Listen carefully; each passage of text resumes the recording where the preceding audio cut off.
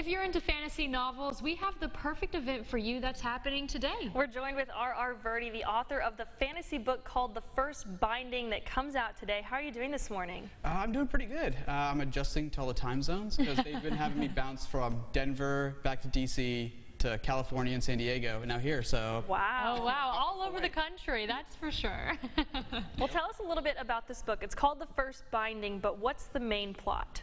So if you've ever seen Forrest Gump, the main plot is kind of like the idea of the most interesting man in the world, and I always liked the idea of how, in that movie, it just sort of happened to him. He didn't really try to engineer himself that way. It was him being in the right or wrong places at the right or wrong time, and he just tried to adapt to his situations and be the best person he could and survive. And this story just kept building up to become more extraordinary as it went along. But in the present day, he's telling his story to people seated on a bench much like us, and some of them believe him, some of them don't. His claims are really hard to just buy into, and I thought it'd be really cool to do that in a fantasy world. The only difference being my character has lied, and he's sort of helped create that reputation for himself, and you don't know what to really believe, and I just thought it was really fascinating because it happens to so many of us. We all go through high school, we've all had rumors started about us and stuff, and they're not always true, but people like believing things that they want to believe even if they're not true, and I thought it'd be really fun to play with that.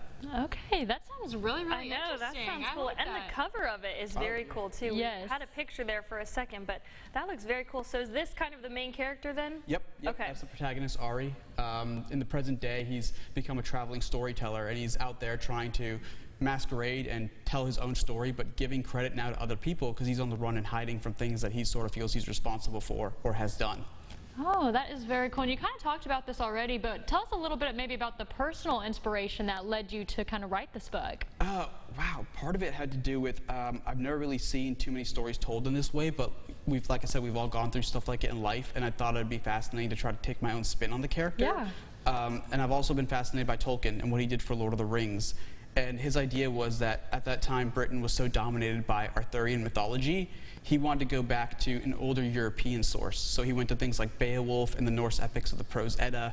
And I was like, there's so many stories in and across the Silk Road that have inspiration from so many other cultures that it gives me a bigger sandbox to try to do the same thing.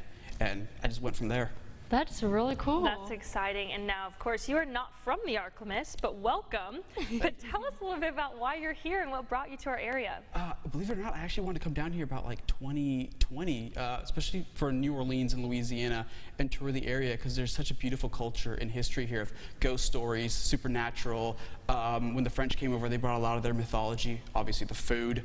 We had a lot of great friends here, and it seemed like the perfect trip, but the pandemic happened, and the book just got heavier and heavier and harder to write, so I made this my primary commitment, and I had to put all fun off. So this is just as much a fun trip as it is for promotion this. Oh, very cool. That's exciting. Well, welcome to the Arklamis. Welcome. Yes, and eat some good food while you're here because it's tasty. Oh, yeah. So tell us, what kind of events do you have planned for your book launch? I know we have one today, so tell us a little bit about that. Yeah, I have a signing later today at Books A Million in Monroe, and then I've got 2 radio interviews. I believe those are going to be tomorrow. We have a Scholastic book fair for adults that we're doing, and all the proceeds are going to go to a local symposium. And then I believe on Friday I go down to New Orleans and we have a signing with a very successful local indie bookstore, Tubby & Coos. That's like a fixture of the community.